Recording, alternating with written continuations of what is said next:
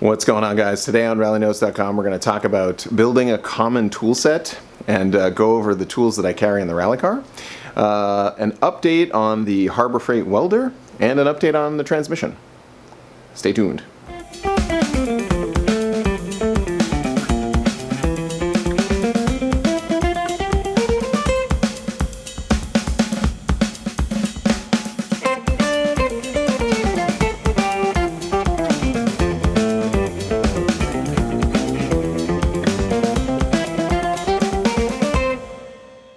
I, like a lot of car guys, collect a bunch of tools and also have a house and other projects that I do, whether it be plumbing, painting, fixing the house, etc. A good idea would be to put those different tools in different bins. I sort of organize them with the Rubbermaid bins. So all my plumbing tools are in a bin. I've got a box for electronics. I've got a box for different tools. But what I've learned is that I would keep these boxes open, and I would have to come out to the garage and get a series of tools over and over and over again. And I never put anything away. The idea with the common tool set is to consider every time you go out to the garage to just get a screwdriver, which I don't know, happens all the time, to sort of check off in your mind, like, well, what if I just had a tool bag with that screwdriver and then I wouldn't have to come out to the garage? Or what if I had the ohm meter out of my electronics box, because that's probably the most common thing that I need in there. If I had that accessible, I wouldn't have to leave my electronics box out. So that's the sort of thinking of how I came up with this. But the idea is that you have an everyday sort of tool bag that has a common tool set of tools that you need to do any of your projects, without having all your stuff accessible all the time. You can put it away in bins and be sure that you've got 90% of what you need in order to accomplish what you're trying to do. So let's take a look what's in my tool bag, and this will give you some ideas about what you could do to put something like this together. For starters, just a brass hammer, easy. Something that's a little bit less of a sledgehammer. I've got my ohm meter in here, which I mentioned. So it's an X-Tech ohm meter. I've got different leads on here because I've got little sharper probes, and I've got some accessories for that. Got the box of probes and different accessories for my kit here. Got some super glue, some sticky tack, some Rodico to hold on to various things. In the Harbor Freight video, I talked about German screwdrivers. Well, I've got a cool German screwdriver. This is a Wera. This is a compact one. It's got some cool features. It's got some bits, a bit holder in it. So basically, it's anything you need. Compact, can throw it in the bag and have everything accessible right there. So I've got this set of long screwdrivers that I kept my electronics box open all the time for, and I found that just needed to get a set of a couple Phillips and flat set of these are Weha brand. These are awesome long screwdrivers for getting into the back of, PC cases, things like that, where you've got to dig in there and reach. I find that having long screwdrivers for taking apart electronics, etc., is better than short screwdrivers. Then I've got a set of adjustable pliers. These are the Knipex or Knipex, however you want to say it. These are fantastic. I just recently discovered these. These are amazing. Super, super handy. Works as for around the house tasks, but also just for opening stuff. You just need a pair of pliers, something with a little more grip. That's not like a big old adjustable wrench plumbing tool. Leatherman Wave. This is I used to daily carry this. I used to EDC this, but I find that I don't need a full Leatherman for EDC these days. But it's always good to have something like this, because sort of like if it's not here, then you don't need it. A couple other things, some flashlights, a pair of these are electricians or electrician scissors. These are Klein Tools makes these. If you've ever done any Cat 5 or Ethernet wiring, the guys that install Ethernet know all about these. Great for wiring, trimming stuff, cut right through. So great pair of scissors. Razor blade, a set of brass tweezers. I found that I was doing some watchmaking and some super delicate work, and I found myself going into the watch box all the time to get the set of tweezers to do various projects. Great for putting stickers on. And then two last things. So I've got a set of flush cutters. So the rule in the rally car, and pretty much the rule for me, is if you install a zip tie, it's flush cut. So I've seen myself, I've ripped a pretty good gash in my arm with the sharp edge of a zip tie. So flush cut all the time. I only use these for doing that or for cutting zip ties. I try not to cut any sort of hard metal with these, because you'll mar these up pretty quick. And then for wire cutting and wire stripping, I love these, super cheap pair of wire strippers. I'm not that guy that has the mechanical set that opens up and does the automatic wire stripping. I kind of do it by feel, and yeah, these are super cheap, but they work great for me. So it doesn't always have to be the most expensive tool. This is a perfect example of something that it gets the job done for you, and that's what works. A couple of Sharpies, and then that's basically it for the common tool sets. So what I've got here, I could use on 90% of the projects that I'm looking to do. The Titanium 170. So quick update on the Harbor Freight Welder, the Titanium 170. Yeah, it welds. So I've got some shots of me welding up the tow dolly. It really works quite well on 240 volts. I'm sure it works just as well on 110 or 120.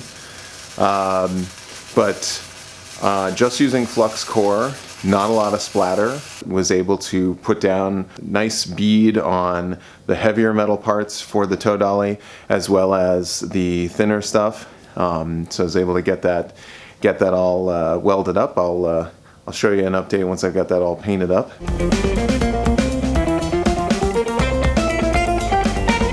Okay, let's take a look at the rally car tool bag. One of the tools that is in the rally car tool bag that I think is super versatile, and something that maybe you don't think of as a tool, is a ratchet strap. So whether I'm working on the car or trying to fix something on the rally car at the rally, ratchet strap, super useful, super versatile. I've seen these hold cars together, whether it's holding the gas tank on or pulling a control arm in and holding on to struts, radiator, etc., body damage. Ratchet straps are a must-have in the rally car, but also just in the garage working on stuff. A perfect example is, in order to get the struts onto the Rally Neon, I need to load them up a little bit, to compress them a little bit, because this car was never really designed to have 7 inches of suspension travel. So in order to get the control arm all the way down, in order to get the strut fit, I've got to compress the strut a little bit, and can't do it by myself without the help of the ratchet strap. So grab the top of the strut, grab the bottom, ratchet it, compress it a little bit, and then pop in the bolts. So consider that, if you're one person in the garage working on things by yourself, first of all, be careful, but second of all, ratchet strap can be your sort of second hand to hold on to stuff, pull stuff. super helpful to have a ratchet strap with you when you're working on the engine, moving stuff around, getting stuff positioned. Definitely a tool to have in the garage. How I pick what's in here and how I make sure that what is in here is only what is needed is this is the bag that I bring to the junkyard. This is the bag that I bring to the pick-apart yard. And just this bag. So if I'm in the pick-apart yard and there's something that I can't get off a car, then I know that's a tool I'm going to need in this bag. We'll start again with a hammer. This time, big, like 3-4 pound sledge. You know, something to pound rims straight, something to pound parts back into shape, etc. A set of sockets, so straightforward, the ones you need, and just one socket wrench, plus a 19 mil, but 19 is a pretty common size on this car. The most common open-ended wrenches for the rally car. So basically, I figured out that you can pretty much take this car apart with these 4 wrenches. So here's a 21, a 19, an 18, and a 15. So with these 4 wrenches, that's all you'll need to get a Dodge Neon apart. So that's going to vary for your car. So, but just consider, you know, what are the handful of sizes? You know, are you ever going to use a 14? Are you ever going to use a 17? You know, certain cars just don't use those sizes at all. So those are the ones to have in this bag. A set of wire cutters, a couple adjustable wrenches, a bigger adjustable wrench, a pipe wrench. Another super useful tool, the locking jaw plier, or vice grips as the brand. These are a must-have for me in the rally car. I've got 2 sets.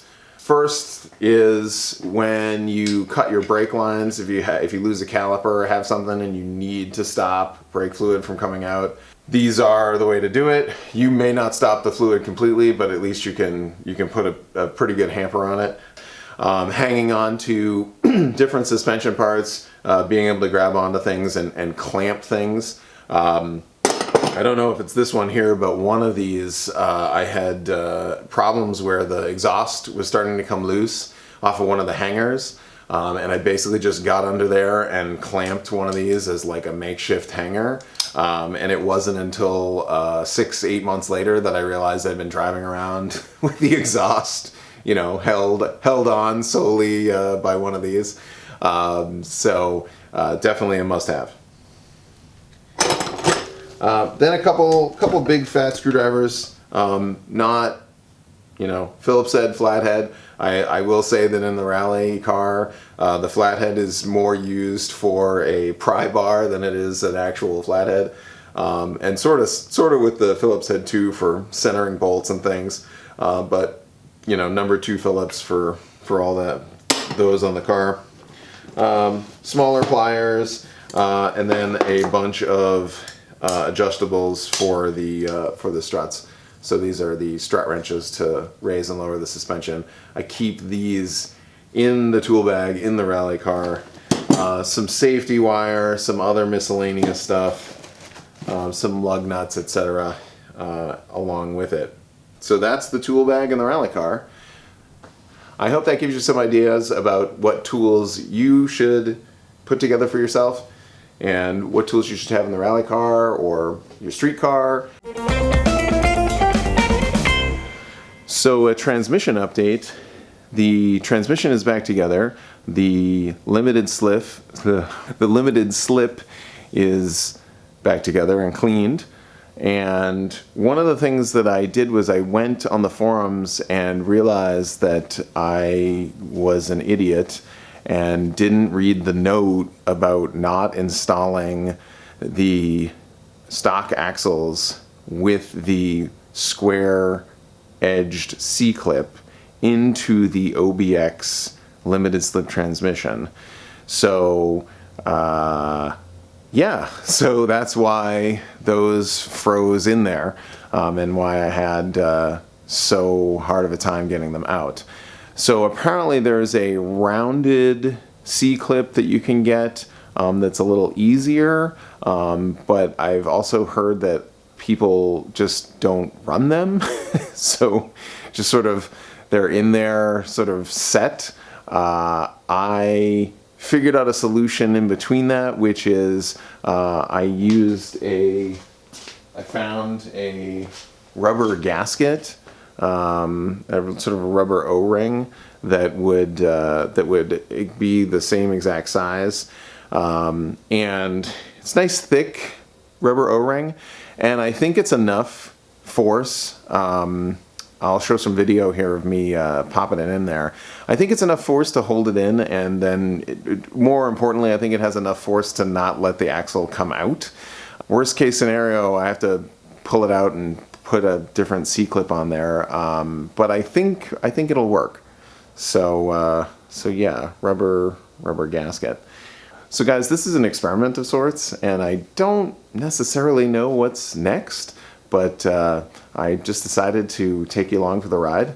I'm gonna do a state of the state video talking about rallynotes.com, the second gen rally car that we've got here, and you know what's next. Planning that, don't know when that's gonna be. If you like these sort of videos off the cuff, talking about tools and welders and shop stuff and building a rally car, let me know. Let me know down in the comments, and hit the like button, and we'll go from there. There's a lot of editing on this one. So thanks for watching.